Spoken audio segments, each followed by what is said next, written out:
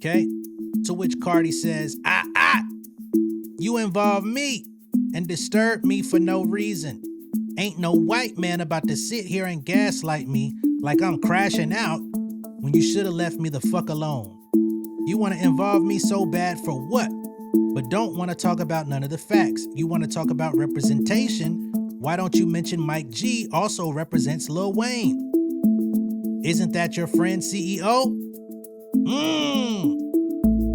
So she's saying, what about that? You want to put Mike G in the conversation and make it seem like he's acting on my behalf, but he also represents Lil Wayne. MAGA Wayne. Ain't that your friend CEO? Ain't that Young Money? Well, just a quick insight, you guys. It seems like Advovo BBL decided to respond to Alex, and I guess she kind of underestimated who she was talking to. She thought her regular name calling and dodging and threatening to sue would make a difference. She didn't realize who she was dealing with, and so she ended up threatening to sue Alex, and Alex is out there laughing about it. We will get into the nitty-gritties of everything tomorrow and how ridiculous she sounds and how unprepared she sounds for this particular argument, because her go-to is, I'm threatening to sue.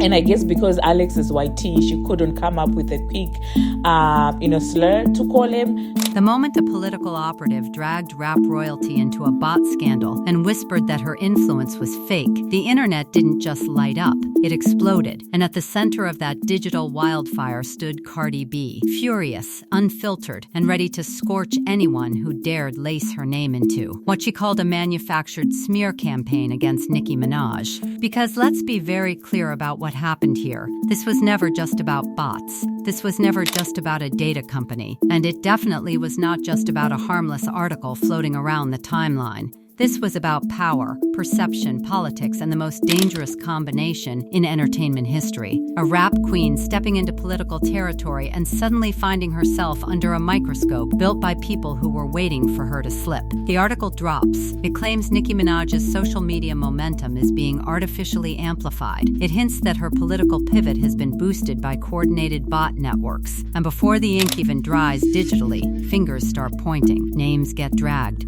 old beefs get reheated, and somehow, in the middle of it all, Cardi B's orbit gets pulled into the narrative. The internet doesn't move slow anymore. Within minutes, people are digging. Who funded the report? Who's behind the data? Who sits on advisory boards? And suddenly, there's chatter about industry ties, advisory roles, agency connections, Rock Nation whispers. It becomes less about whether bots exist, because bots are everywhere, and more about who benefits from the accusation. And that's when the political operative steps in and decides to imply, suggest, connect dots publicly in a way that drags Cardi's name into the conversation like she's some hidden architect of a takedown plot. But Cardi doesn't do subtle. Cardi doesn't do quiet. And when she feels cornered, she doesn't retreat. She detonates. Now here's where the situation turns from messy to nuclear.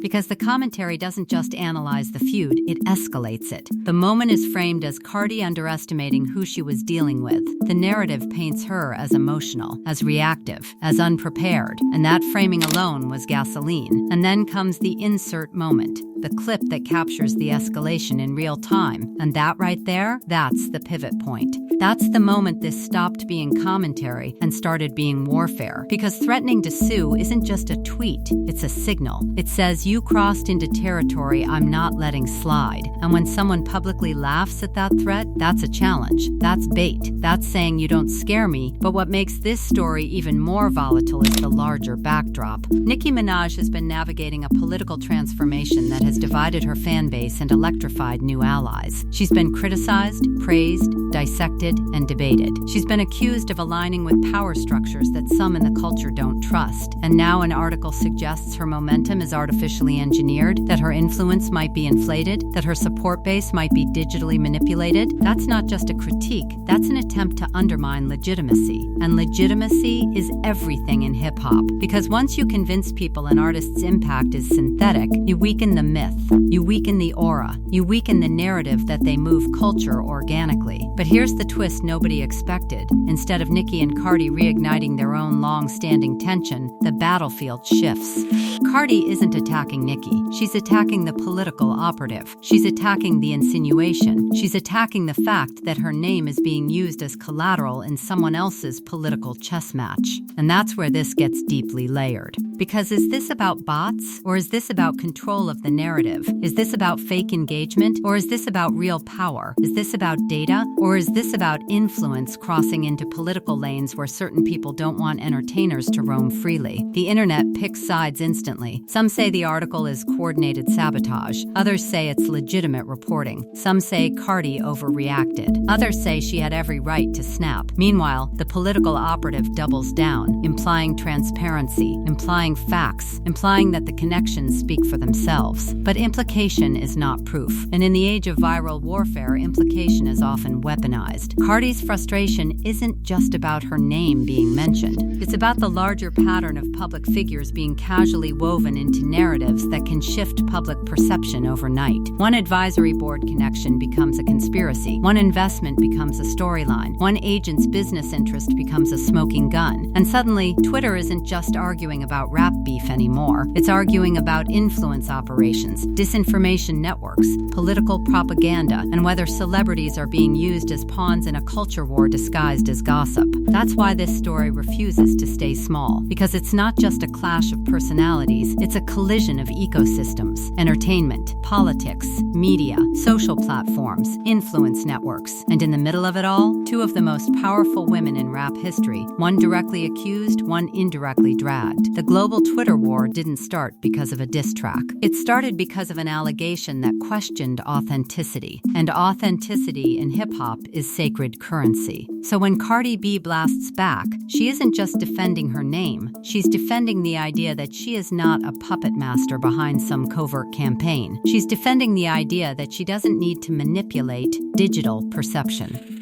She's defending the idea that being loud does not equal being guilty. But the bigger question hanging over all of it is this: who benefits from chaos? Because while timelines burn and fans fight, someone somewhere understands that division keeps attention locked in. And attention, especially polarized attention, is the most profitable currency in modern culture. And this war, it's far from over. And what makes this entire situation even more combustible is the fact that this isn't happening in a vacuum. This is happening at a moment when celebrity influence is colliding with political strategy in a way that feels almost engineered, almost rehearsed, almost too convenient to be accidental. Because let's unpack what really shifted the temperature. Nicki Minaj stepping into political alignment already fractured the internet. For years, she was primarily a music force, polarizing, yes, but rooted in bars, numbers, tours, and cultural dominance. The second she started engaging political figures publicly, that dominance crossed into a different arena. And once that happens, the rules change. Criticism stops being just about music. It becomes ideological, strategic,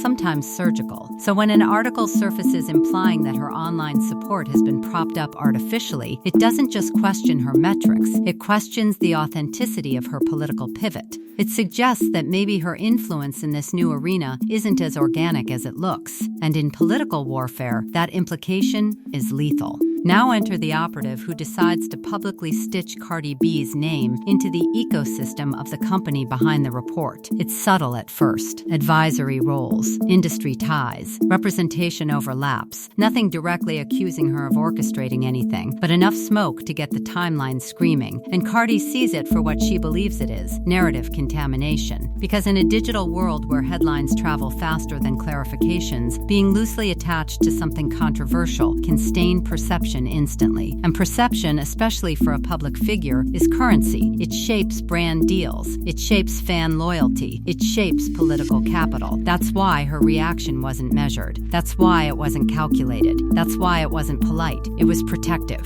But here's where the chessboard becomes fascinating. Instead of turning her fire toward Nicki, Cardi aimed upward toward the political figure attempting to drag her into the crossfire. That choice alone changes the optics completely. This wasn't two rappers clawing at each other again. This was a rapper versus a political operative, and that shift carries weight. Because now it's not just about chart positions or fan bases, it's about who gets to control the narrative when entertainment and politics overlap. And the global Twitter war, it wasn't really about proving whether bots exist. Everyone knows bots exist. Everyone knows engagement can be manipulated across platforms. That's not shocking in 2026. What made this scandal viral was the suggestion that someone inside the culture was coordinating political disinformation against another artist. That's explosive. And let's talk about the deeper psychological layer here. For years, the industry has been accused of propping up certain artists while undermining others. For years, fans have debated whether support is organic or manufactured. So when a report drops alleging that a rap icon's political support might be algorithmically inflated, it taps directly into pre-existing paranoia, and paranoia spreads faster than facts.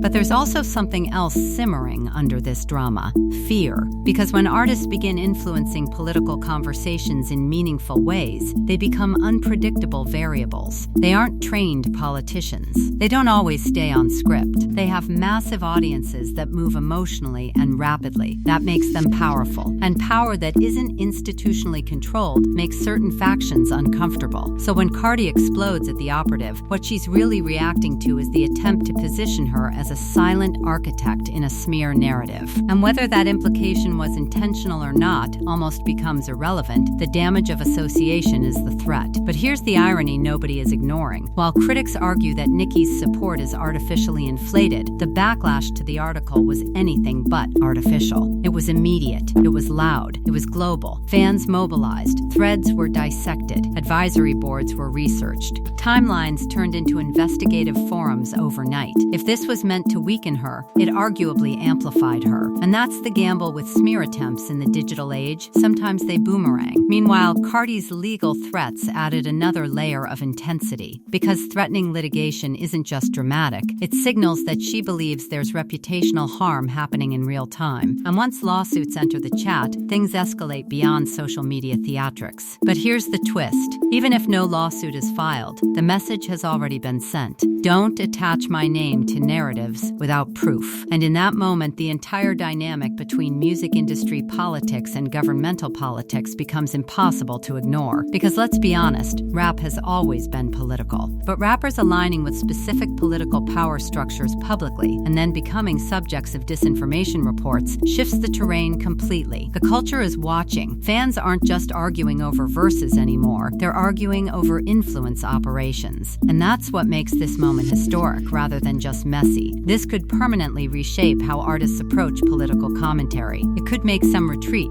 It could embolden others. It could fracture alliances we don't even know exist behind closed doors. And let's not pretend there aren't strategic minds analyzing all of this quietly. Every tweet, every reaction, every alliance. Because if there's one thing this scandal exposed, it's that the intersection of hip-hop and politics is no longer casual, it's strategic terrain. Nicki now stands as a political lightning rod.